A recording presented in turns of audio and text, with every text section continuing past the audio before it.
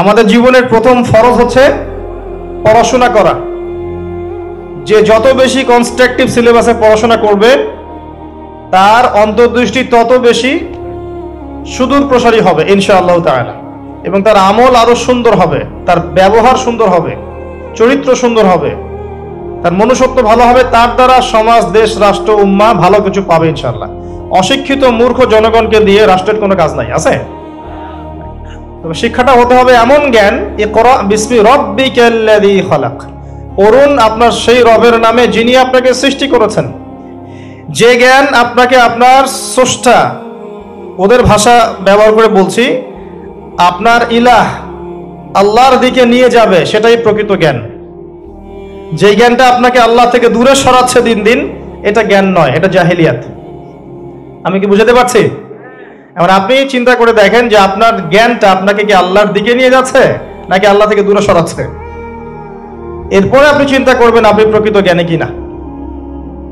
কেউ যদি Oxford, Cambridge, Harvard থেকে পাশ করে আসে, এসে বলে যে পর্দা এটা সেকেলে প্রথা, ওই যুগে চলতো, ওই যুগে চলে না, এই ব্যক্তিকে আমরা জ্ঞানী বলতে পারি না।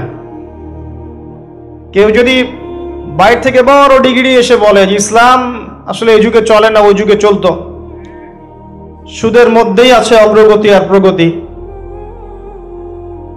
ফ্রি মিক্সিং ভালো জিনিস, ছেলে মেয়ে একসাথে পথ চলবে, খারাপ কিছু না, মাদকদ্রব্য খাওয়াই যায়, মানুষ মাদকদ্রব্য খেলে ভালো কাজ করার উৎসাহ পাবে, সমকামিতা একটা বাক স্বাধীনতা, ব্যক্তি স্বাধীনতা, এরকম কথাবার্তা যদি কেউ বলে, আল্লাহর হালালগুলোকে হারাম করে দেয়, হারামগুলোকে হালাল করে নেয়, এই ব্যক্তি বা এই সম্প্রদায়কে আমরা জ্ঞানী বলতে পারি না। কারণ তাদের জ্ঞান তাদেরকে আল্লাহ থেকে দূরে সরিয়ে দিয়েছে। ইকরা বিসমি রাব্বিকাল্লাযী খালাক, পড়ুন আপনার সেই রবের নামে যিনি আপনাকে সৃষ্টি করেছেন। খালাকাল ইনসানা মিন আলাক, যিনি মানুষকে সৃষ্টি করেছেন জমাট বাঁধা রক্তপিণ্ড থেকে। ইকরা ওয়া রাব্বুকাল আকরাম, পড়ুন আপনার রব মহামান্বিত। আল্লাযী আল্লামা বিল কলম, যিনি আপনাকে কলম দ্বারা জ্ঞান শিক্ষা দিয়েছেন। মানুষ জ্ঞান অর্জন করতে পারেনি, প্রথমে আল্লাহ মানুষকে জ্ঞান শিখিয়েছেন। এটাকে বিশ্বাস করেন? ওয়াল্লামা আদামাল আসমাআ কুল্লাহা, আমি আদমকে সমস্ত নাম শিক্ষা দিয়েছি। কে শিক্ষা দিয়েছেন? আদম আলাইহিস সালামের কি জ্ঞান ছিল? আমাদের জ্ঞান ছিল? আল্লাহ শিখিয়েছেন। আল্লামাল ইনসান মা লাম ইয়ালাম, মানুষকে সেই জ্ঞান শিক্ষা দিয়েছেন যা মানুষ জানতো না। এই আয়াত নিয়ে নবী সাল্লাল্লাহু আলাইহি ওয়াসাল্লামের নবুয়তের জিন্দেগি শুরু হলো। কত বছর জিন্দেগি ছিল নবুয়তের জিন্দেগি?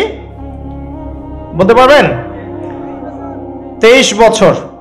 23 বছর। আমরা কিন্তু লেকচারের শেষে একটা কুইজ কন্টেস্ট করব ইনশাআল্লাহ। 5টা থেকে 10টা প্রশ্ন করব ইনশাআল্লাহ। 10 জনকে আমরা পুরস্কৃত করব ইনশাআল্লাহ তাআলা। মনোযোগের সাথে লেকচার শুনবেন। এরপর নবী সাল্লাল্লাহু আলাইহি ওয়াসাল্লামের নবুয়তের জিন্দেগি শুরু হলো। 23 বছর। কত বছর? তার মধ্যে প্রথম 13 বছর হচ্ছে মক্কায়, আর পরের 10 বছর কোথায়? মদিনায়। খুব সংক্ষিপ্ত আকারে বলছি, প্রথম 3 বছর নবী সাল্লাল্লাহু আলাইহি ওয়াসাল্লাম গোপনে দাওয়াত দিয়েছেন। কিভাবে? একদম গোপনে গোপনে। প্রথমে বাড়ির লোকজনকে, তারপর নিকট আত্মীয় যারা তাদেরকে, তারপর যাদের সাথে সম্পর্ক ভালো ক্লোজ তাদেরকে, এরপর আস্তে আস্তে আমভাবে। এটাই দাওয়াতি কাজের সুন্নাহ। এরপর 4র্থ থেকে 10ম এই সময়টুকুতে তিনি প্রকাশ্যে দাওয়াত শুরু করেছিলেন। তার সম্প্রদায়কে দাওয়াত দিলেন, যারা তার কথা বিশ্বাস করলো না, বেশিরভাগ মানুষই কুফরি করলো, বরং তারা ইসলাম যারা কবুল করেছে এদের উপরে নির্যাতন শুরু করলো। নির্যাতনের মাত্রা দিন দিন বাড়তে থাকলো। যখন হামজা এবং ওমর রাদিয়াল্লাহু আনহুমা তাদের মতো কিছু সাহাবী ইসলাম কবুল করলেন, ইসলাম তখন শক্তিশালী হওয়া শুরু করলো। তারপরেও নির্যাতনের মাত্রা বাড়তে থাকলো। এক পর্যায়ে সাহাবীরা হিজরত করলেন আবিসিনিয়ায়। কোথায়? আবিসিনিয়ায়। প্রথম হিজরত মদিনায় হয়নি, প্রথম হিজরত আবিসিনিয়ায়। এটা হচ্ছে ইথিওপিয়ার পাশে, এখনকার মানচিত্রে ইরিত্রিয়া নামে একটা জায়গা আছে, দেখেছেন কখনো? বিশ্বের ম্যাপ দেখেছেন কখনো? বিসিএস কোচিং যারা করছেন তাদের তো জানার কথা। ইরিত্রিয়া ছিল সেই জায়গা যেখানে হিজরত করেছিলেন সাহাবীরা। সেখানে একজন বাদশাহ ছিলেন, তার নাম বাদশাহ নাজাশী। তিনি একজন খ্রিস্টান ছিলেন, কিন্তু ভালো খ্রিস্টান ছিলেন, সৎ। তিনি মুসলিমদেরকে আশ্রয় দিয়েছিলেন এবং তার রাজ্যে মুসলিমরা নিরাপদে ছিল, বসবাস করেছে দীর্ঘদিন। পরবর্তীতে এই বাদশাহ নাজাশী ইসলাম কবুল করে মুসলিম হন। মারা গেলে নবী সাল্লাল্লাহু আলাইহি ওয়াসাল্লাম তার গায়েবানা জানাজার নামাজও পড়েছেন। কুরাইশদের অত্যাচার বাড়তে থাকে।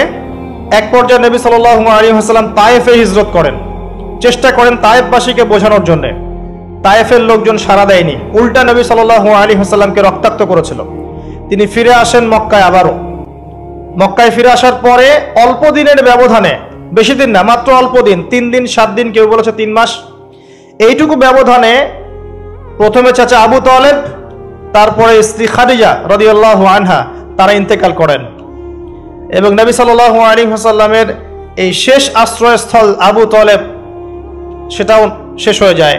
তার স্ত্রী খাদিজা রাদিয়াল্লাহু আনহা আল্লাহর কাছে চলে যান। এই সময়টাতে নবী সাল্লাল্লাহু আলাইহি ওয়াসাল্লাম প্রচন্ড মানসিক কষ্টে ছিলেন। আল্লাহ পাক এইরকম একটা সময়ে মেরাজের ঘটনা ঘটিয়েছেন, বলেন সুবহানাল্লাহ। আল্লাহ রাব্বুল আলামিন তাকে পুরো মানসিক সমস্ত কষ্ট থেকে ফারেক করে আল্লাহ পাকের সমস্ত কুদরত দেখিয়েছেন মহাবিশ্বে নিয়ে গিয়ে। যদিও বা তার আগের 3 বছর সাহাবীদেরকে বয়কট করা হয়েছিল। 3 বছর গাছের ছাল পাতা খেয়ে সাহাবীরা থেকেছেন শিয়ারে আবু তালেব নামক জায়গায়। এরপর বয়কট তুলে নেওয়া হয়। তারপর এই আমুল হুজন আসে। এর পরের বছর ইয়াসরিব বা মদিনা থেকে 6 জন যুবক এসে ইসলাম কবুল করে, বলেন সুবহানাল্লাহ। তাদের নেতা ছিলেন আসাদ বিন জুরারাহ রাদিয়াল্লাহু আনহু। তিনি ফিরে যান মদিনায়। পরের বছর আবার 6 জনকে নিয়ে আসেন, টোটাল 12 জন। এই 12 জন মুসলিম হয়ে আবার মদিনায় ফিরে যান।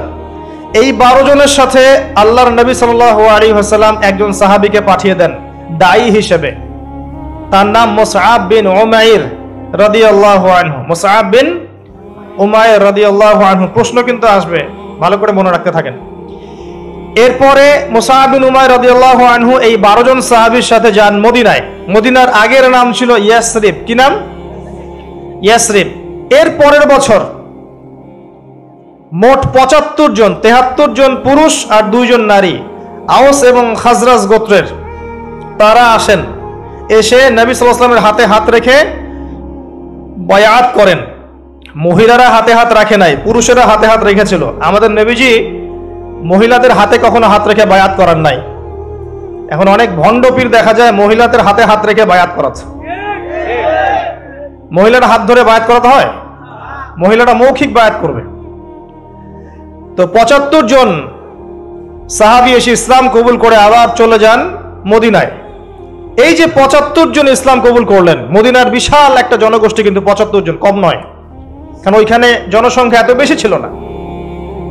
তারপরের বছর নবী সাল্লাল্লাহু আলাইহি ওয়াসাল্লাম নিজে এবং সাহাবীরা সবাই গিয়ে হিজরত করেন মদিনায়।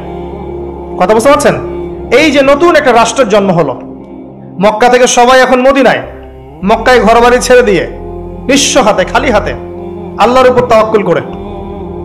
ওখানে আনসারী সাহাবীরা তাদেরকে বরণ করে নিলেন।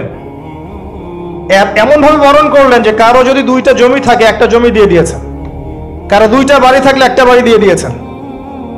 এমন ভাবে বরণ করে নেন। নতুন রাষ্ট্র হলো। নবী সাল্লাল্লাহু আলাইহি ওয়াসাল্লাম সেখানে মদিনা সনদ করলেন। ওখানকার ইহুদিদের সাথে চুক্তি হলো, ওখানকার জনগণের সাথে চুক্তি হলো, এবং আমরা শান্তিপূর্ণ একটা রাষ্ট্র পেলাম। এরপর নবী সাল্লাল্লাহু আলাইহি ওয়াসাল্লাম সেখানে অর্থনীতি সমৃদ্ধ করতে লাগলেন, সামরিক বাহিনী সমৃদ্ধ করতে লাগলেন, অস্ত্রশস্ত্র সবকিছু হতে লাগলো। একটা রাষ্ট্রের যা যা প্রয়োজন সবকিছু সেখানে হতে লাগলো। এক পর্যায়ে আবু সুফিয়ানের বাণিজ্যিক কাফেলাকে আক্রমণকে কেন্দ্র করে বদরের যুদ্ধ হয়ে গেল। আর এই বদরের যুদ্ধে আমরা অল্প সংখ্যক সৈন্য নিয়ে বড় বাহিনীর বিরুদ্ধে জয়লাভ করলাম। ইসলামের ইতিহাসে প্রথম সশস্ত্র যুদ্ধ। কথা বুঝতে পারছেন? এর পরের বছর হলো উহুদ, যে যুদ্ধে আমরা প্রায় জিতে গিয়েছিলাম।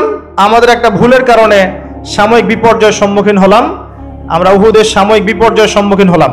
70 জন সাহাবী শহীদ হয়ে গেল। আমাদের নবীজি স্বয়ং নিজেও সেই যুদ্ধে মার খেয়েছেন একটা ভুলের কারণে। সেখান থেকে নামবে না, সাহাবীরা কয়েকজন নেমে এসেছিলেন। ব্যাস, পড়ে দেখবেন, সব বলে দেব না। এর পরের বছর খন্দকের যুদ্ধে 3-4 মাস অবরোধ করে রাখা হয় মদিনাকে। শেষমেশ তারা কিছুই লাভ করতে পারলো না, ফিরে চলে গেল। এরপর থেকে মুসলিমরা আক্রমণাত্মক যুদ্ধ শুরু করলো। একে একে বিভিন্ন গাজওয়া এবং সারিয়া হতে লাগলো। মুসলিমরা সমৃদ্ধ হতে লাগলো, সম্পদ বাড়তে লাগলো, জনবল বাড়তে লাগলো, অর্থনীতি সমৃদ্ধ হতে লাগলো, অস্ত্রশস্ত্র বাড়তে লাগলো। সব ডিপার্টমেন্ট থেকে আমরা রাইজ করতে লাগলাম। শুধু তাই না, পররাষ্ট্র নীতিও ইমপ্লিমেন্ট করা হলো। বিভিন্ন রাষ্ট্রপ্রধানদের কাছে চিঠি পাঠানো হচ্ছে। এর মধ্যে একবার নবী সাল্লাল্লাহু আলাইহি ওয়াসাল্লাম স্বপ্নে দেখলেন তিনি মক্কা তাওয়াফ করছেন, কাবা তাওয়াফ করছেন। সাহাবীরা বুঝে নিলেন যে আমরা মক্কায় যাচ্ছি। তারা মক্কায় যাওয়া শুরু করলেন। 1400 সাহাবী হুদাইবিয়া নামক জায়গায় আটকে দেওয়া হলো, যাওয়া যাবে না, এই বছর ফেরত যেতে হবে, পরের বছর আসতে হবে। তোমাদের কেউ আমাদের দলে আসলে ফেরত দিব না, আমাদের কেউ তোমাদের দলে গেলে ফেরত দিতে হবে। আগামী 10 বছর আমরা কেউ কারোর সাথে যুদ্ধ করব না। আগামী বছর তোমরা করতে আসবে মাত্র 3 দিনের জন্য, কোনো অস্ত্র সাথে আনা যাবে না। সবগুলোতে নবীজি বললেন ঠিক আছে, ডিল, কোনো সমস্যা নাই। তারা ফেরত চলে গেলেন। ওই বছর উমরা করা হলো না।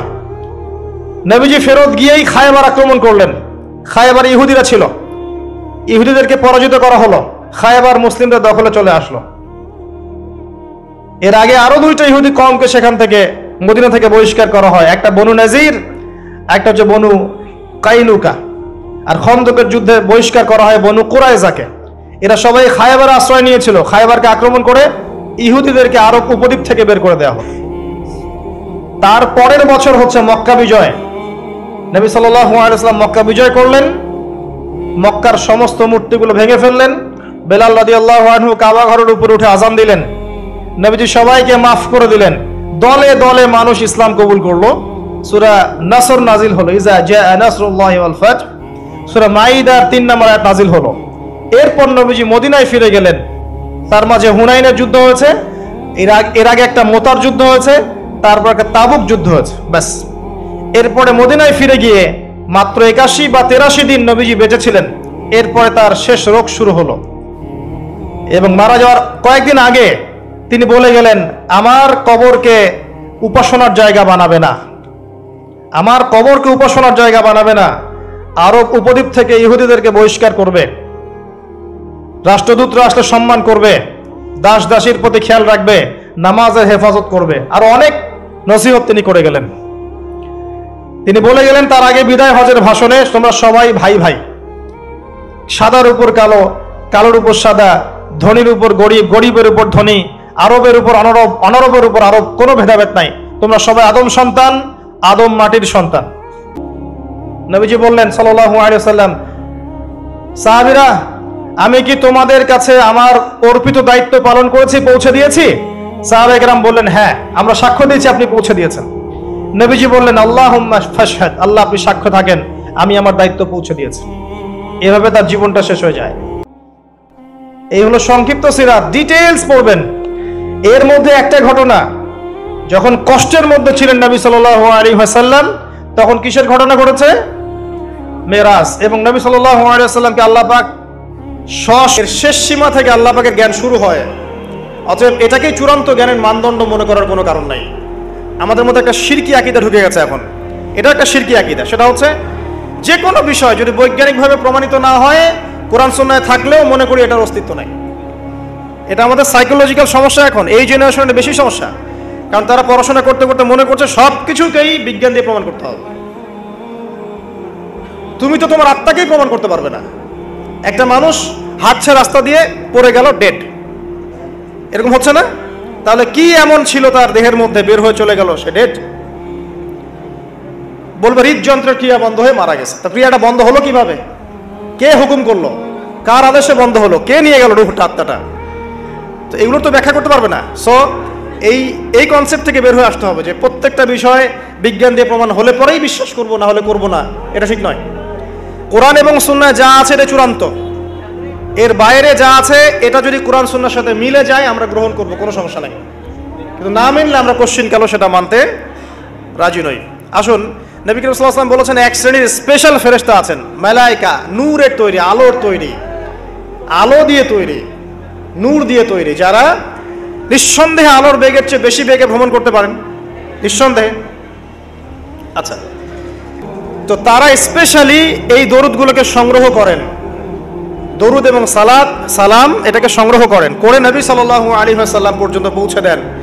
এরপর আল্লাহ রাব্বুল আলামিন, আল্লাহ সুবহানাহু ওয়া তাআলার ইচ্ছায় নবী করিম সাল্লাল্লাহু আলাইহি ওয়াসাল্লাম এর জবাব দিয়ে থাকেন। একটু চিন্তা করেন যে আপনি মনে করেন আল্লাহ রাসূল সাল্লাল্লাহু আলাইহি ওয়াসাল্লামের দরজায় দাঁড়িয়ে আছেন, কথার কথা মনে করেন যে তিনি জীবিত আছেন, কথার কথা। আপনি তার বাড়ি চেনেন, তার বাসায় গেলেন, গিয়ে নক করলেন, গিয়ে নক করে বললেন আসসালামু আলাইকুম। এবার নবী সাল্লাল্লাহু আলাইহি ওয়াসাল্লাম ভিতর থেকে আপনাকে বললেন, কথার কথা ধরে নেন যে ওয়া আলাইকুম আসসালাম। এর অর্থ কি? ওয়া আলাইকুম আসসালাম অর্থ কি? আপনার উপরেও শান্তি বর্ষিত হোক। আচ্ছা, আবার মনে করেন আপনি বাসার ভিতরে আছেন, আপনার বাসায় নবীজি এসেছেন সাল্লাল্লাহু আলাইহি ওয়াসাল্লাম, কথার কথা। এবার তিনি আপনার দরজায় নক করছেন, নক করে বলছেন আসসালামু আলাইক, তোমার উপর শান্তি বর্ষিত হোক। তো নবী সাল্লাল্লাহু আলাইহি ওয়াসাল্লামের এই যে দোয়া, তোমার উপরে শান্তি বর্ষিত হোক, এটা যে যত বেশি পাবে তার জীবনটা তত সুন্দর হবে না? অতএব যে ব্যক্তি যত বেশি দরুদ পাঠ করবে, যত বেশি সালাত প্রদান করবে নবী সাল্লাল্লাহু আলাইহি ওয়াসাল্লামকে, ইনশাআল্লাহ তাআলা সে সচ্ছল হবে, টেনশন ফ্রি থাকবে, সুখে শান্তিতে পৃথিবীতে বসবাস করবে ইনশাআল্লাহ। আর সুখ বলতে আমি শুধুমাত্র চাকচিক্য বোঝাচ্ছি না, বাড়ি গাড়ি স্ট্যাটাস বোঝাচ্ছি না। সুখী হওয়ার জন্য টাকা যথেষ্ট না। অনেক সময় দেখবেন কোটিপতি মানুষ সুখী নয়, একজন ভ্যান চালক সুখী। সুখ টাকা দিয়ে কেনা যায়? সুখ বলতে মনের সুখকে বোঝানো হচ্ছে। আল্লাহ পাক আমাদেরকে বোঝার তৌফিক দান করুন। আমি যেটা বলতে চাচ্ছিলাম, জুমার দিনে বেশি থেকে বেশি নবীর উপর দরুদ পাঠ করতে হবে। কোন দরুদ পাঠ করব? একটা সংক্ষিপ্ত দরুদ আছে, পড়তে পারি আল্লাহুম্মা সাল্লি ওয়া সাল্লিম আলা নবিয়িনা মুহাম্মদ, এটা পড়তে পারি। আরেকটা আছে আল্লাহুম্মা সাল্লি আলা মুহাম্মাদিন ওয়া সাল্লিম, এটা সংক্ষিপ্ত। আর যদি আপনার সামনে নবীর নাম উচ্চারণ করা হয় বলবেন সাল্লাল্লাহু আলাইহি ওয়াসাল্লাম। অথবা সবচেয়ে সেরা দরুদ হচ্ছে দরুদ ইব্রাহিম, আল্লাহুম্মা সাল্লি আলা মুহাম্মদ ওয়া আলা আলি মুহাম্মদ কামা সাল্লাইতা আলা ইব্রাহিম ওয়া আলা আলি ইব্রাহিম ইন্নাকা হামিদুম মাজিদ। আল্লাহুম্মা বারিক আলা মুহাম্মদ ওয়া আলা আলি মুহাম্মদ কামা বারাকতা আলা ইব্রাহিম ওয়া আলা আলি ইব্রাহিম ইন্নাকা হামিদুম মাজিদ। এটা প্রথম আমল, জুমার দিনে করবেন। এছাড়া প্রত্যেক দিন সকালে 10 বার এবং সন্ধ্যায় 10 বার করে দরুদ পড়বেন। তাহলে কি হবে? ইনশাআল্লাহ তাআলা আপনি, আমি, আমরা সবাই কিয়ামতের মাঠে নবী সাল্লাল্লাহু আলাইহি ওয়াসাল্লামের সুপারিশ পেয়ে যাব ইনশাআল্লাহ। সুপারিশ সম্পর্কে একটা হাদিস শুনিয়ে দেই, যথেষ্ট হবে ইনশাআল্লাহ। নবী সাল্লাল্লাহু আলাইহি ওয়াসাল্লাম বলেছেন, আমার উম্মতের যে ব্যক্তি, যে কোনো ব্যক্তি, নারী পুরুষ, সাদা কালো, বাঙালি, পাকিস্তানি, আফগান, সিরিয়ান, যেখানকার মানুষ হোক না কেন, যে কোনো ব্যক্তি, সে যদি শিরিক না করে মারা যায়, আল্লাহর সাথে শিরিক করে নাই, এই অবস্থায় মারা গেছে, নবী সাল্লাল্লাহু আলাইহি ওয়াসাল্লামের সুপারিশ তার উপর ওয়াজিব হবে ইনশাআল্লাহ। ইনশাআল্লাহ সে জান্নাতে যাবে যদি শিরিক না করে মারা যায়। অন্য যে কোনো পাপ আল্লাহ যাকে ইচ্ছা মাফ করতে পারেন। আল্লাহ পাক আমাদেরকে শিরিক মুক্ত আমল করার তৌফিক এনায়েত করুন, আমিন। জুমার দিনে দ্বিতীয় আমল হচ্ছে আপনাকে সূরা কাহফ তেলাওয়াত করতে হবে। এটা খুবই ইম্পর্টেন্ট একটা আমল। জুমার দিনে সূরা কাহফ অবশ্যই তেলাওয়াত করবেন। যদি পুরোটা তেলাওয়াত করতে নাও পারেন, কমপক্ষে প্রথম 10 আয়াত, শেষের 10 আয়াত তেলাওয়াত করবেন। ফজিলত, আল্লাহ রাব্বুল আলামিন আপনাকে মাসিহুদ দাজ্জালের ফিতনা থেকেও বাঁচাবেন ইনশাআল্লাহ। আর এখন আমরা দাজ্জালের ফিতনা যুগেই বাস করছি, কোনো সন্দেহ নাই। প্রতিটা সেক্টরেই ফিতনা আছে, প্রতিটা সেক্টর। এই যুগে বসবাস করে যে ব্যক্তি মনে করে যে আমি ফিতনামুক্ত একটা পরিবেশে বসবাস করছি, এর চেয়ে অন্ধ ব্যক্তি পৃথিবীতে আর কেউ নাই। আপনি আল্লাহর নূর দিয়ে দেখেন, আপনি দেখবেন প্রতিটা সেক্টরেই ফিতনা, প্রতিটা সেক্টর। হোক সেটা কালচার, হোক সেটা এডুকেশন, হোক সেটা ইকোনমি, পলিটিক্স, ওয়ার্ল্ড অ্যাফেয়ার্স, পরিবার, যে কোনো জায়গায় দেখবেন ফিতনা, প্রত্যেকটা জায়গায় ফিতনা।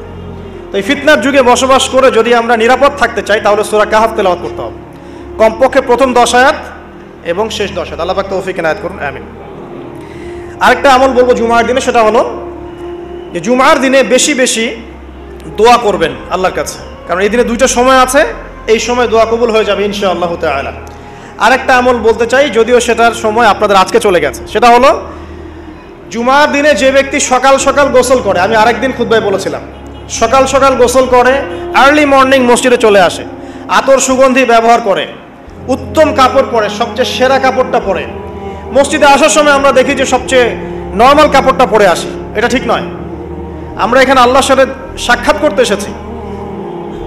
আপনাকে যদি আপনার গার্লফ্রেন্ড এখনই ডাকে কফি হাউসে, আপনি সবচেয়ে সেরা পোশাকটা পরে যাবেন, তাই না ভাই? তার মানে যাওয়ার অভ্যাস আছে।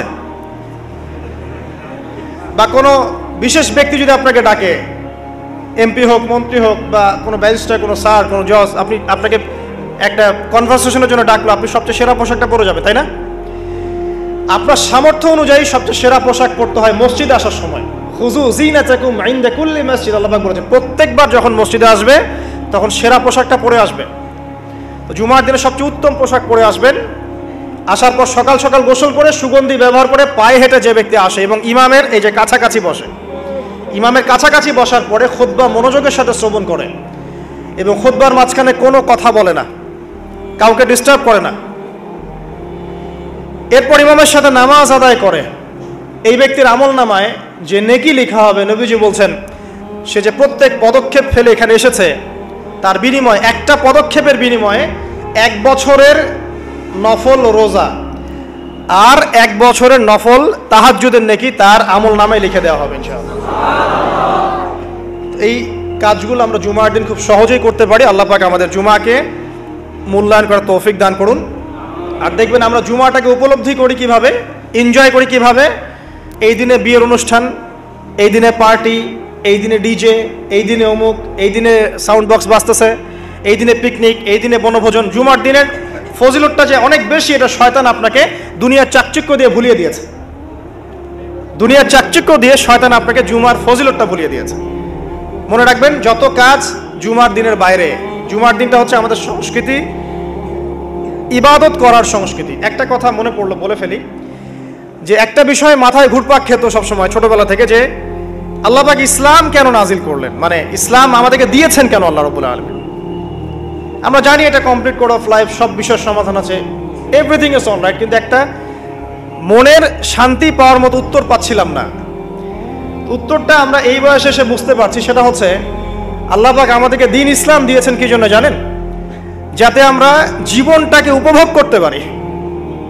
জানেন, যাতে করে আমরা জীবনটাকে উপভোগ করতে পারি এবং জীবনটা উপভোগ করে পরকালেও জান্নাত পেতে পারি। এখানকার প্রত্যেকটা হেদায়েত যেটা আল্লাহ দিয়েছেন ইসলামে, প্রত্যেকটা উপভোগ্য। দেখবেন আপনি ইসলামী পরিবার গড়েন, পরিবারটা আপনার সুকুন শান্তির জায়গা হবে। ইসলামী সমাজ গড়েন, সমাজটা শান্তির হবে। ইসলামী অর্থনীতি মেনে চলেন, দেখবেন আপনি ইকোনমিক লাইফে ভালো আছেন। ইসলামিক পোশাক পরেন, আপনি হ্যান্ডসাম থাকবেন। নবীর মতো ঘুমান, আপনার শরীর ভালো থাকবে। তার মতো খান, শরীর ভালো থাকবে। প্রতিটা বিষয় দেখবেন লাইফকে এনজয় করার জন্য দেওয়া হয়েছে। ইসলামের বাইরে গেলেই এমন কিছু আমাদের মধ্যে ঢুকে যাবে যেটা আমাদের দুনিয়াও ক্ষতি করবে, পরকালকেও নষ্ট করবে। আল্লাহ পাক আমাদের হেফাজত করুন, আমিন। তো এই জুমার দিন আজকে পড়ে গেছে, আমরা জুমার দিনটাকে কাজে লাগানোর চেষ্টা করব। আল্লাহ পাক আমাদের সবাইকে তৌফিক এনায়েত করুন। আরেকটা বিষয় আজকে জড়িয়ে গেছে, সেটা হলো আরাফার দিন। আজকে জানেন আপনারা যে আজকে আরাফার দিন এবং হাজিরা আলহামদুলিল্লাহ আজকে আরাফার মাঠে সমবেত হয়েছেন। এবং এই দিন সংক্রান্ত কিছু কথা বলে আমি সামনে দিকে যাচ্ছি। প্রথম যে বিষয়টা বলবো, যে এই দিনটার কসম আল্লাহ পাক কোরআনে করেছেন, যেটা একটু আগে আমি বললাম, শাহিদি ওয়া মাশহুদ ওয়াল ফাজরি ওয়া লায়ালিন আশর ওয়া শাফঈ ওয়াল ওয়াতর। জোর এবং বিজোরের কসম। এখানে জোর বলতে বোঝানো হয় কুরবানির ঈদকে, অর্থাৎ এই যেটা ঈদ উল আজহার দিন, আর বিজোর বলতে বোঝানো হচ্ছে এই আজকের দিনটাকে, আরাফার দিনকে। আর ওয়াশাহিদ মানে জুমা, মাশহুদ মানে আরাফা। কোরআনের মধ্যে আল্লাহ পাক এই আরাফার দিনকে কেন্দ্র করে শপথ করেছেন। নিঃসন্দেহে আল্লাহ যে বিষয়টাকে নিয়ে শপথ করবেন, এটা সবচেয়ে বেশি মূল্যবান জিনিসের অন্তর্ভুক্ত হয়, তাই নয় কি? এটা বোঝার বাকি নেই, এই জিনিসটা আমাদের জন্য অনেক অনেক বেশি গুরুত্বপূর্ণ। আরেকটা ফজিলত হচ্ছে কাতাদা রাদিয়াল্লাহু আনহু, আবু কাতাদা রাদিয়াল্লাহু আনহু থেকে বর্ণিত আছে সহিহ মুসলিমের 1162 নম্বর হাদিসে, নবী করিম সাল্লাল্লাহু আলাইহি ওয়াসাল্লাম বলেছেন, যে ব্যক্তি আরাফার দিনে সওম রাখবে, রোজা রাখবে, হজ করতে এসেছে, হাজি নয় এমন ব্যক্তি, হাজিদের জন্য নয়, বাইরে যারা আছে আমরা তাদের জন্য, যে ব্যক্তি আজকের দিনে সওম রাখবে, তার পূর্ববর্তী 1 বছর এবং পরবর্তী 1 বছরের গুনাহ আল্লাহ পাক মাফ করে দিবেন ইনশাআল্লাহ তাআলা। আর এই দিনটাকে নিয়ে, রোজা নিয়ে অনেক কনফিউশন আমাদের মধ্যে চলে আসছে এখন, আজকে রাখবো না কালকে রাখবো ইত্যাদি। হাদিসের মধ্যে ইয়াউমুল আরাফা শব্দ এসেছে, আরাফার দিনে সওমের কথা এসেছে, ইয়াউমুত তাসি বা নবম দিনের কথা আসে নাই। এটা নিয়ে যদিও বা ওলামায়ে কেরামের মধ্যে ইখতিলাফ লক্ষ্য করা যাচ্ছে, সবচেয়ে বেস্ট ডিসিশন হচ্ছে আজকেও রাখি কালকেও রাখি, সিম্পল সলিউশন। আজকেও রাখেন আগামীকালকেও রাখেন, ইনশাআল্লাহ আপনি পুরোটা নেকি পেয়ে যাবেন ইনশাআল্লাহ তাআলা। তবে আমার মত আজকের দিনে রোজা রাখাটাই আরাফার সওম, এটা আমার ব্যক্তিগত মত। যদি এর সাথে কেউ দ্বিমত পোষণ করেন আমি তার সাথে যুদ্ধ করতে যাব না, ঠিক আছে। এরপরে আসি, এই দিন একটা স্পেশাল আয়াত নাজিল হয়েছে আরাফার দিনে, স্পেশাল একটা আয়াত, সেটা হচ্ছে সূরা মাইদার 3 নম্বর আয়াত। আয়াতটা হচ্ছে আল ইয়াউমা আকমালতু লাকুম দীনাকুম। নবী করিম সাল্লাল্লাহু আলাইহি ওয়াসাল্লাম বিদায় হজের ভাষণ দিলেন, আল্লাহর পক্ষ থেকে আয়াত নাজিল হলো, আল ইয়াউমা আকমালতু লাকুম দীনাকুম, আজকের দিনে আমি তোমাদের উপরে দিন ইসলামটাকে কামেল করে দিলাম। কামেল মানে কি? পরিপূর্ণ করে দিলাম, একদম পরিপূর্ণ। ইসলামে ঢোকানোরও কিছু সুযোগ নাই, বের করারও কোনো সুযোগ অবকাশ নাই। ওয়াতমামতু আলাইকুম নি'মাতি, তোমাদের উপর আমার নিয়ামতকে পরিপূর্ণতা দান করলাম। ওয়া রাদিতু লাকুম, শরীরে মেরাজ করিয়েছেন, ঘুমের মধ্যে নয়, সশরীরে। এই জায়গা থেকে আলোচনার বাকি অংশটা খুব ভালো করে বোঝার চেষ্টা করেন। নবী সাল্লাল্লাহু আলাইহি ওয়াসাল্লাম এশা সালাতের পরে শুয়ে আছেন, কথা বন্ধ করেন, এশা সালাতের পরে শুয়ে আছেন, তন্দ্রা ভাব। কোথায় শুয়ে আছেন? কাবা ঘরের হাতিমে। কাবা ঘরের হাতিমে একজন ফেরেশতা আসলেন, তার নাম জিবরাইল আলাইহিস সালাম।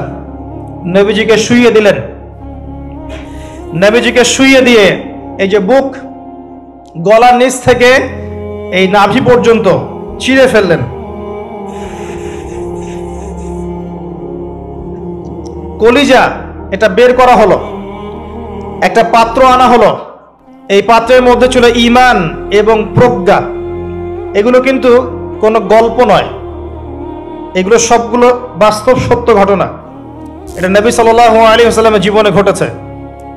এগুলোর ব্যাখ্যা কি, এগুলো কি সায়েন্টিফিক কি না, এগুলোর পিছনে দর্শন কি, যুক্তি কি, এগুলো আমাদের আজকের আলোচনার বিষয় নয়। কারণ আমি অনেক দিন আলোচনা করেছি যে সায়েন্স আপনাকে সবকিছুর ব্যাখ্যা দিতে পারবে না। কোনো কিছু সায়েন্স দিয়ে প্রমাণ হলেই বিশ্বাস করব, না হলে করব না, এই চেতনার নাম শিরক। এটা আধুনিক যুগের শিক্ষা শিরক, এটা আধুনিক যুগের শিক্ষা ক্ষেত্রে শিরক, যে সায়েন্স কিছু প্রমাণ করলে বিশ্বাস করব, না করলে করব না। এটাতে আমি বিশ্বাস করি না, আমাদের বিশ্বাস করা উচিত নয়। সায়েন্সকে জিজ্ঞাসা করবেন রূহ কাকে বলে, please give us the definition of রূহ। রূহের ডেফিনেশন দেন, রূহ কাকে বলে, কত প্রকার কি কি, আত্মা কাকে বলে, কত প্রকার কি কি। সায়েন্সের প্যান্ট খারাপ হয়ে যাবে, কথা কি বুঝতে পারছেন? রূহের ডেফিনেশন দিতে পারবে না। জিজ্ঞাসা করবেন স্বপ্ন কাকে বলে, মানুষের স্বপ্ন মাঝে মাঝে সত্য হয় কিভাবে, ব্যাখ্যা দিতে পারবে না। যদি বলেন মানুষ ঘুমায়, ঘুমের একটা পূর্ণাঙ্গ ব্যাখ্যা দেন, দিতে পারবে না। যদি বলেন যে কবরের আযাবের ব্যাখ্যা দেখ, পারবে না। জিন জাতির ব্যাখ্যা দেখ, পারবে না। মালায়েকার ব্যাখ্যা দেখ, পারবে না। তাদের দৌড় একটা জায়গা পর্যন্ত, সেটা হলো বিগ ব্যাং থেকে মহাবিশ্ব সৃষ্টি হয়েছে। সব কিছু কি ওখানে শেষ হবে? যে আগে কিছুই ছিল না, হঠাৎ বিস্ফোরণ হয়েছে, বাস পৃথিবী সৃষ্টি হয়ে গেছে। অনেক সিম্পল জিনিসের ব্যাখ্যাই সে দিতে পারেনি। তাহলে আমরা কেমন করে ধরে নিলাম যে সায়েন্স কিছু প্রমাণ করলেই সত্য, না করলে সত্য না? এটা কে বললো আপনাকে? এটা সবচেয়ে বড় শিক্ষা ক্ষেত্রে শিরক হচ্ছে এখন। কারো যদি জ্ঞানতাত্ত্বিক এপিস্টিমোলজি ঠিক না থাকে, তার পুরো জ্ঞান চর্চাই শিরক হবে। তাই আমি এখানে এই আলোচনা করতে যাচ্ছি না যে এটা সায়েন্টিফিক ব্যাখ্যা ইত্যাদি, আমি জাস্ট ঘটনাটা বলছি, এর পিছনে শিক্ষাগুলো বলবো। বুক চিরে ফেলা হয় এবং কলিজাটা বের করে একটা পাত্র আনা হয় স্বর্ণের, এর মধ্যে ঈমান এবং প্রজ্ঞা ছিল। ঈমান এবং প্রজ্ঞা কি, এর আকার আকৃতি কেমন আল্লাহ ভালো জানেন।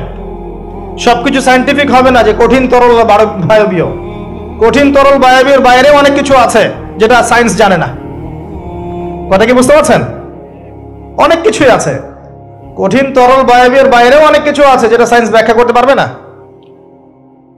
ঈমান এবং প্রজ্ঞার এই পাত্রে কলিজাটা ডুবানো হয়, ধুয়ে পরিষ্কার করে আবার আগের জায়গায় ফিট করে দেওয়া হয়। আনাস রাদিয়াল্লাহু আনহু, বিখ্যাত সাহাবী, প্রায় 10 থেকে 12 বছর নবী সাল্লাল্লাহু আলাইহি ওয়াসাল্লামের খেদমত করেছেন।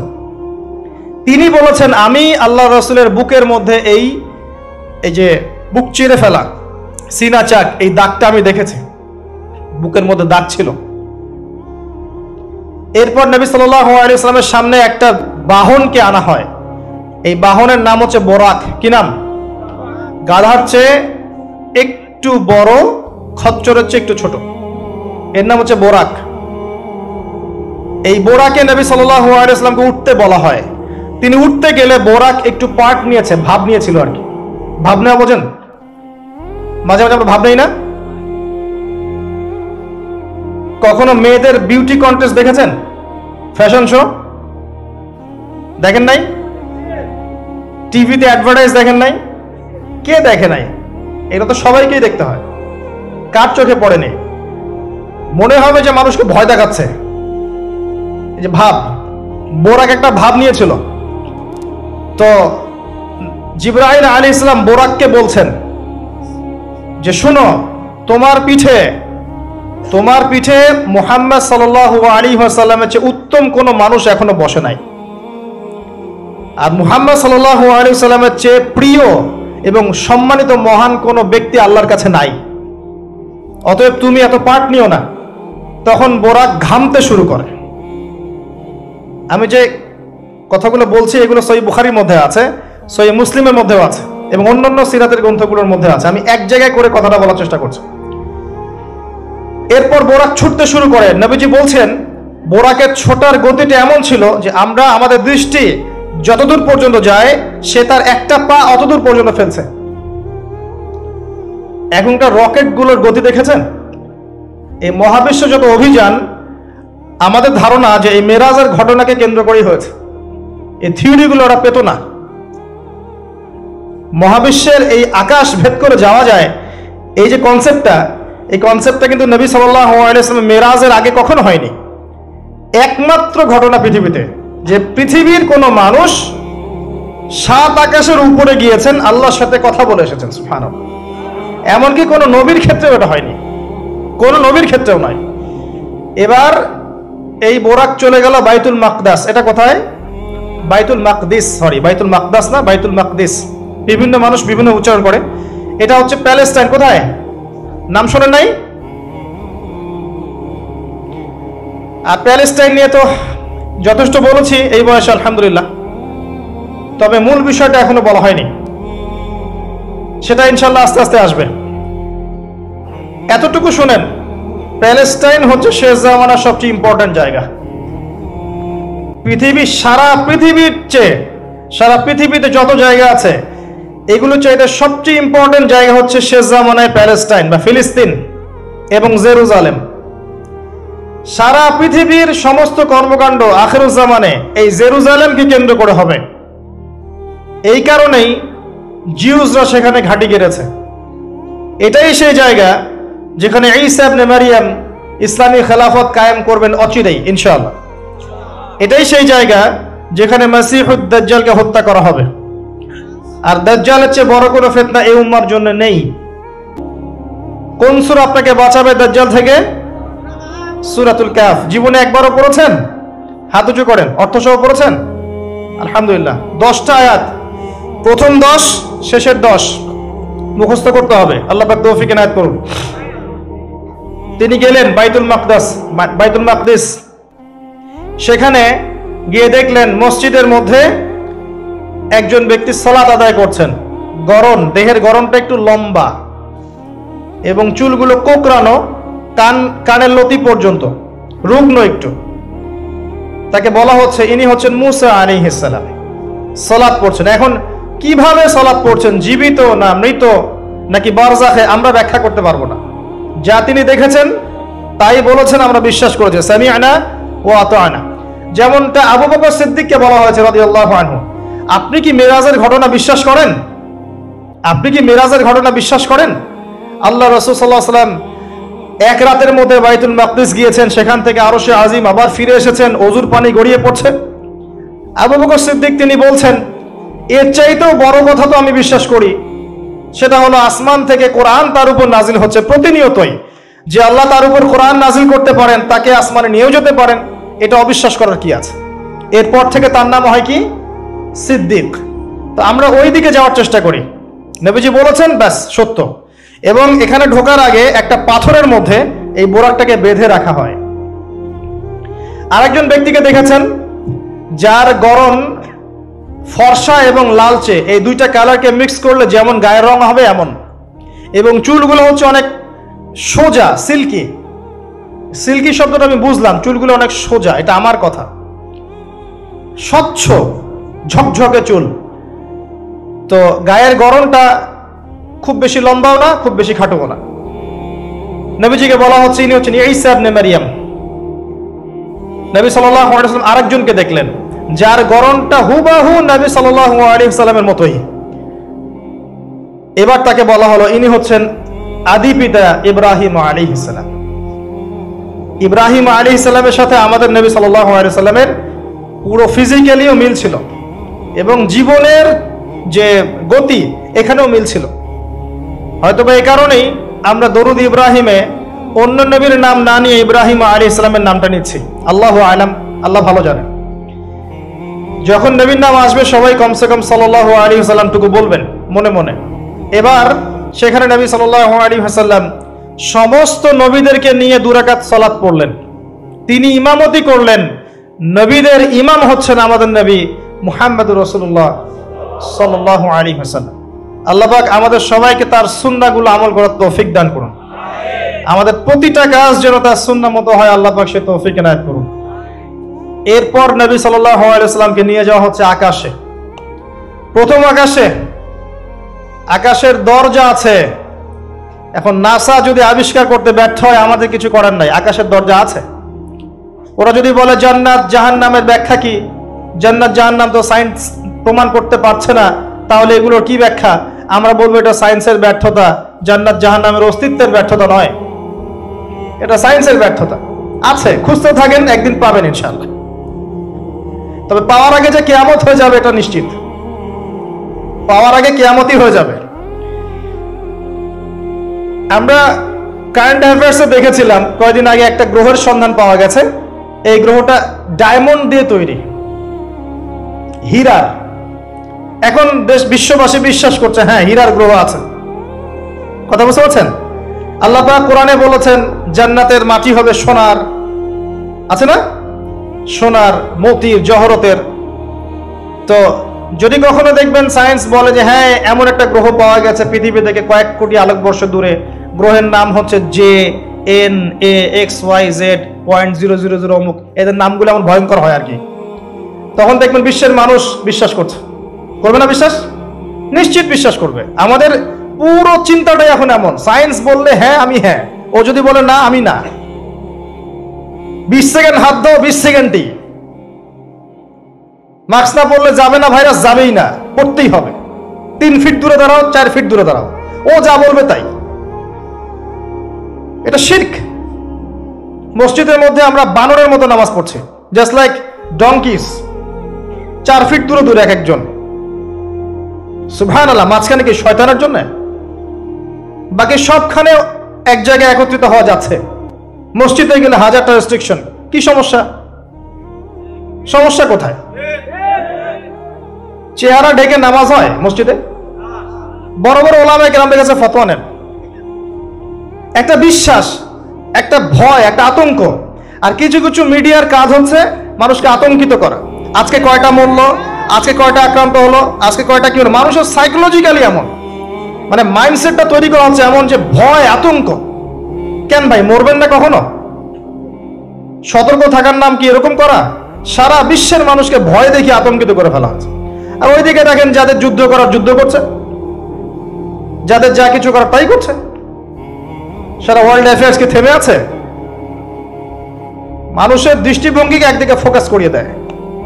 আমরা বলছি না যে ভাইরাসের অস্তিত্ব নাই, কিন্তু আল্লাহর চেয়ে বেশি ভয় তাকে করতে হবে কেন? বিগত 1 বছরে যতগুলো মানুষের সাথে আমি মুসাফা করেছি, এতদিনে আমার কবরে থাকার কথা ছিল, যদি সায়েন্স সত্য হয়। কথা কি বুঝতে পারছেন না? এখন আপনি আমাকে ব্যাখ্যা দেন যে আমার কেন হয় নাই, ব্যাখ্যা দেন। কি ব্যাখ্যা দিবেন আপনি আমাকে? প্রতিটা দিন ইভেন এই মাহফিলের সিজনে প্রতিটা দিন মিনিমাম 100-200 মানুষের সাথে আমি মুসাফা করেছি, এবং সবাই এটা সাক্ষী। একটা দিন আমার জ্বর আসে নাই, এর কি ব্যাখ্যা দিবেন? সায়েন্স যদি এটাই বলে যে মুসাফা করলেই ভাইরাস হবে, মুসাফা করলেই ভাইরাস হবে, তাহলে আমার হইল না কেন, এর ব্যাখ্যা দেন। কোনো ব্যাখ্যা নাই। এরপরেও আল্লাহ বিশ্বাস করবে না, এরপরেও আল্লাহ বিশ্বাস করবে না। জামজাম ইসলাম দীনান, এবং দিন ইসলামকে তোমাদের উপর মনোনীত করে আমি সন্তুষ্ট হয়ে গেলাম। সুবহানাল্লাহ। এটা কিন্তু একটা কনক্লুসিভ আয়াত, মানে দীর্ঘ 23 বছর নবী সাল্লাল্লাহু আলাইহি ওয়াসাল্লাম স্ট্রাগল করেছেন, দিন প্রচার করেছেন, প্রসার করেছেন, প্রতিষ্ঠা করেছেন। এরপর আল্লাহ পাক একটা কনক্লুসিভ আয়াত নাজিল করে এই দিনটার মধ্যে একটা ইতিবাচক ভূমিকা টেনে দিলেন। অতএব এই দিনটা খুশির, এই দিনটা আনন্দের, এবং এই দিনটা ইবাদতের উদযাপন করার, এটা আমাদের সংস্কৃতি। আমি এর বিষয়ে একটু পরে কথা বলছি ইনশাআল্লাহ। এরপরে চলে আসেন আজকের দিন একটা দুটো দোয়া আপনারা পড়বেন স্পেশালি। একটা হলো তাকবীর, যেটা আমরা দেই, আল্লাহু আকবার আল্লাহু আকবার লা ইলাহা ইল্লাল্লাহ ওয়াল্লাহু আকবার আল্লাহু আকবার ওয়ালিল্লাহিল হামদ, এবং আইয়ামে তাশরিকের শেষ পর্যন্ত, মানে ঈদুল আজহার 3 দিন পর্যন্ত এটা পড়তেই থাকবেন ইনশাআল্লাহ তাআলা। আর সকল নবীগণের একটা শ্রেষ্ঠ দোয়া আছে। যত নবী ছিলেন পৃথিবীতে, তারা সবাই যত দোয়া করেছেন তার মধ্যে একটা দোয়াকে শ্রেষ্ঠ বলা হয়। শিখিয়ে দেব কোনটা? সেটা হলো লা ইলাহা ইল্লাল্লাহ ওয়াহদাহু লা শারীকা লাহ লাহুল মুলক ওয়া লাহুল হামদ ওয়া হুয়া আলা কুল্লি শাইইন কাদির। এই দোয়াটা দিনে যে ব্যক্তি 100 বার পড়বে, দিনে যে ব্যক্তি 100 বার পড়বে, ওই দিন আল্লাহর লিস্টে ওই ব্যক্তি ছাড়া বেশি আমলকারী কেউ হতে পারবে না। তবে সেই ব্যক্তি ব্যতীত যে এর চেয়ে বেশি পড়েছে, কেউ 200 300 500 পড়েছে, তখন সে বেশি র্যাঙ্কিংয়ে শীর্ষে চলে যাবে আর কি। মিনিমাম 100 বার।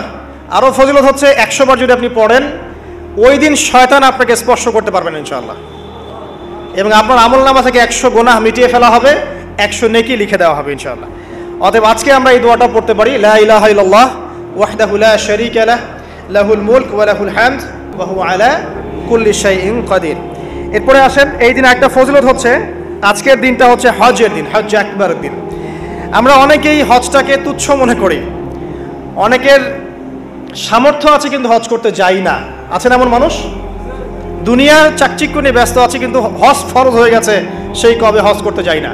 মনে করি মেয়ের বিয়ে দিয়ে শেষ বয়সে যাব, তাই না? অথচ হজ করতে হয় ইয়াং বয়সে, যদি সামর্থ্য থাকে ইয়াং বয়সে হজ করতে হবে। আমরা কিছু ফজিলত জেনে নেই এবং আল্লাহর কাছে দোয়া করি, আল্লাহ পাক আজকে আমাদের এই ক্ষুদ্র মসজিদে যত মুসল্লি উপস্থিত আছে, আল্লাহ পাক সবার তাকদিরে হজে আকবার নসিব করুন, আমিন। এবং মাকবুল আর মাবরুর হজ করার তৌফিক আল্লাহ পাক আমাদের সবাইকে দান করুন, আমিন। একটা হাদিস আছে, বুখারী মুসলিম দুইটা কিতাবে এসেছে, যে যে ব্যক্তি মান হাজ্জা লিল্লাহ, যে ব্যক্তি শুধু আল্লাহর জন্য হজ করলো, ওয়ালাম ইয়ারফুস ওয়ালাম ইয়াফসুক, এবং হজের মধ্যে কোনো প্রকার ফাহেসা কাজ করে নাই, অশ্লীল কোনো কাজ করে নাই, কোনো ফাসাকি কাজ করে নাই, সে ব্যক্তি ওই দিনের মতো নিষ্পাপ হবে। ওয়ালাদাতহু উম্মুহ, কোন দিন? ইয়াউমু ওয়ালাদাতহু উম্মুহ, যেদিন তার মা তাকে জন্ম দিয়েছিল। এটা সবচেয়ে বড় বেনিফিট। আরেকটা হাদিসে আছে যে মাকবুল হজ, একটা মাকবুল হজের জাযা জান্নাত ছাড়া আর কিছুই না। একটা মাকবুল হজের জাযা বা প্রতিদান হচ্ছে জান্নাত ছাড়া আর কিছুই না। একটা হাদিস পড়লাম গতকালকে, সেটা হলো নবী করিম সাল্লাল্লাহু আলাইহি ওয়াসাল্লাম বলছেন এই উম্মতকে লক্ষ্য করে, তোমাদের যাদের হজ করার সামর্থ্য আছে এবং যাকে কঠিন কোনো রোগ আক্রমণ করেনি, 1, 2, যাকে কোনো অত্যাচারী শাসক বাধা দেয়নি, 2, এবং 3, যার আর্থিক সামর্থ্য আছে, গরিব মিসকিন না, আর্থিক সামর্থ্য আছে, 3টা শর্ত যার পূরণ আছে, তারপরেও যে ব্যক্তি হজ করলো না আমার উম্মতের মধ্যে, সে ইহুদি হয়ে মরুক বা নাসারা হয়ে মরুক, এতে আমার কিচ্ছু যায় আসে না। নাউযুবিল্লাহ। শুনতে পাচ্ছেন কথা? মানে হজের সামর্থ্য আছে, রোগ নাই, অর্থনৈতিক সামর্থ্য আছে, কোনো শাসক তাকে বাধাও দিচ্ছে না, এরপরেও সে হজ করলো না, নবীজি বলছেন এ ইহুদি হয়ে মারা যাক বা নাসারা হয়ে মারা যাক, এতে আমার কিচ্ছু যায় আসে না। নাউযুবিল্লাহ। তারপরে শোনেন, 3 শ্রেণীর মানুষ আল্লাহ রাব্বুল আলামিনের মেহমান। 3 শ্রেণীর মানুষ আল্লাহ পাকের মেহমান। 1 নাম্বার হচ্ছে গাজী। গাজী মানে কি?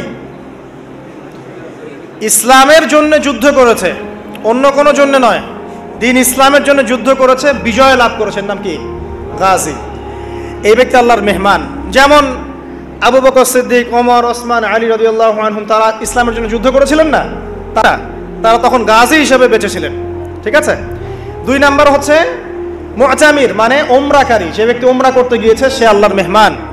আর 3 নাম্বার এই যে হাজি, যে ব্যক্তি হজ করতে গিয়েছে সে আল্লাহ পাকের মেহমান। আমাদের একটা কর্তব্য আছে, এটা একটা হাদিসে এসেছে, নবী করিম সাল্লাল্লাহু আলাইহি ওয়াসাল্লাম বলেছেন, ইদা লাকিতাল হাজ, যখন তুমি কোনো হাজির সাথে দেখা করবে, সাক্ষাৎ পাবে, ফাসাল্লিম আলাইহি, তখন তাকে সালাম দিও, তখন তাকে সালাম দিও এবং তার সাথে মোসাফা করবে। তার সাথে কি করবে? মোসাফা করবে। এখন এক হাতে না 2 হাতেই তর্কে যাওয়ার দরকার নেই, মোসাফা করেন। এক হাতে পারলে 1 হাতে করেন, 2 হাতে পারলে 2 হাতে করেন, এটা তর্ক করার দরকার নেই, মোসাফা করেন। ঠিক আছে, মানে আমরা তো তর্কের শেষ নাই, যে কোনো ইস্যু পাইলেই তর্ক।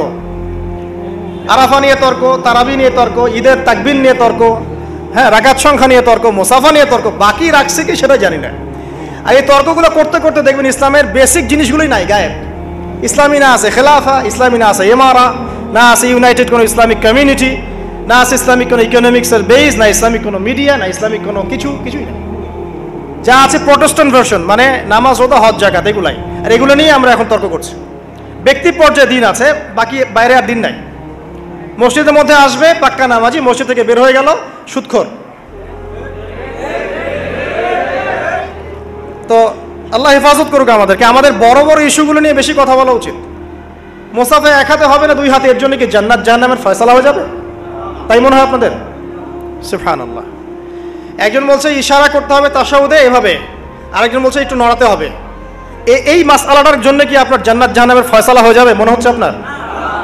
অথচ আকীদার ঠিক নাই, এদিকে আমলের ঠিক নাই, অর্থনৈতিক জীবনের ঠিক নাই, মুআমালাতের ঠিক নাই, সম্পত্তির বন্টন মেরাজে ঠিক নাই, এগুলো ঠিক নাই, এবং আল্লাহর জমিন, আল্লাহর দিন বাস্তবায়নের কোনো চেষ্টাই নাই, অথচ এগুলো নিয়ে ব্যস্ত হয়ে আছে। আল্লাহ পাক আমাদের বিচক্ষণতা দান করুন, দূরদর্শিতা দান করুন, আমিন। আসুন, মোসাফা করতে বলেছেন নবীজি, তারপরে বলবেন যে মোরহু, তাকে আদেশ করুন। এখানে আদেশ মানে হচ্ছে অনুরোধ করুন, তাকে আদেশ করুন বা অনুরোধ করুন, আই ইস্তাগফিরুল্লাহ, সে যেন তোমার জন্য ইস্তেগফার করে। কে? যে ব্যক্তি হজ করে এসেছে, হাজি, তাকে সালাম দিবেন, মোসাফা করবেন, দিয়ে বলবেন যে ভাই আপনি আমার জন্য একটু দোয়া করেন।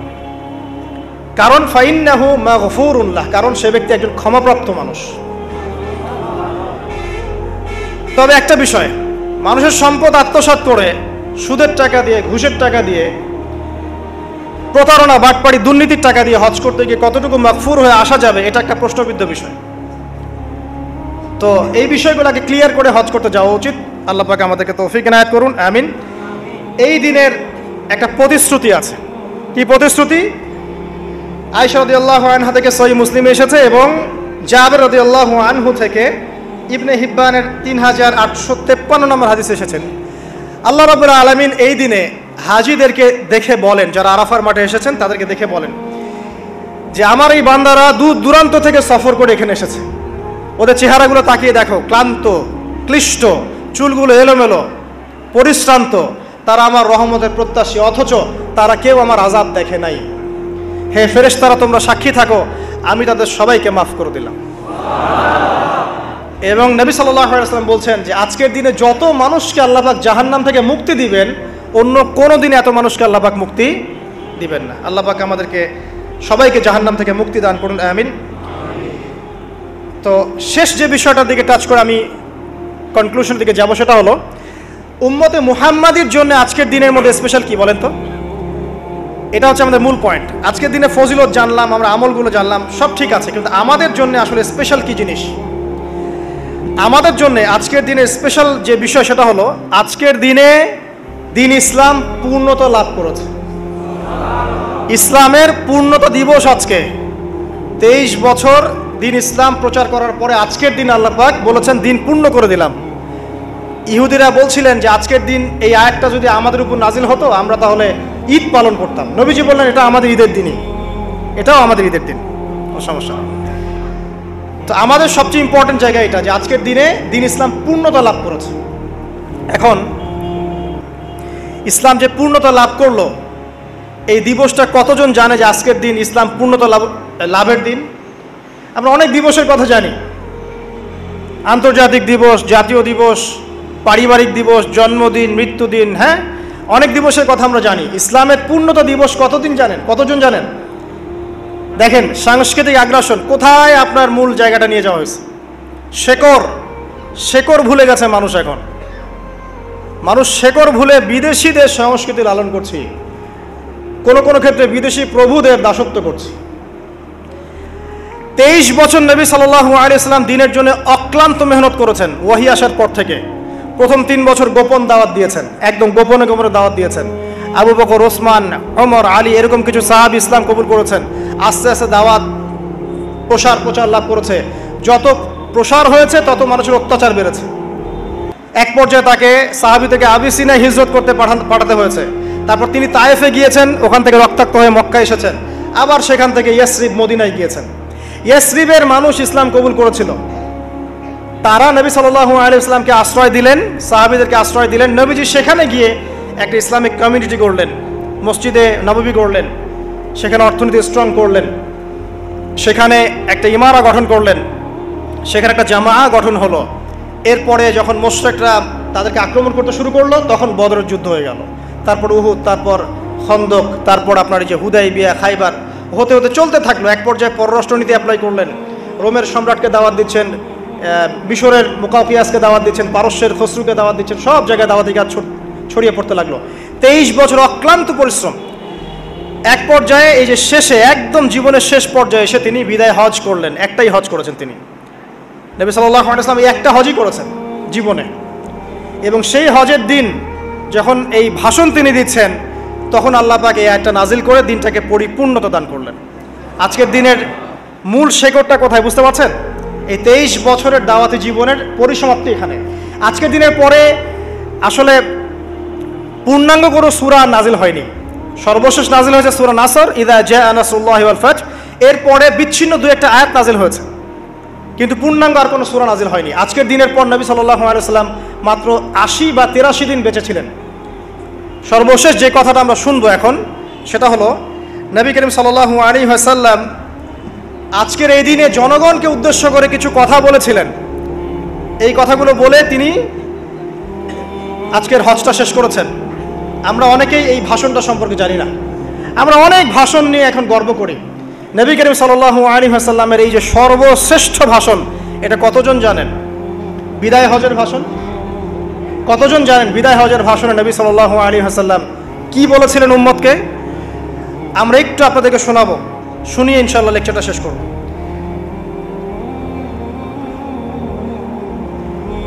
নবী করিম সাল্লাল্লাহু আলাইহি ওয়াসাল্লাম আজকের এই দিনে 31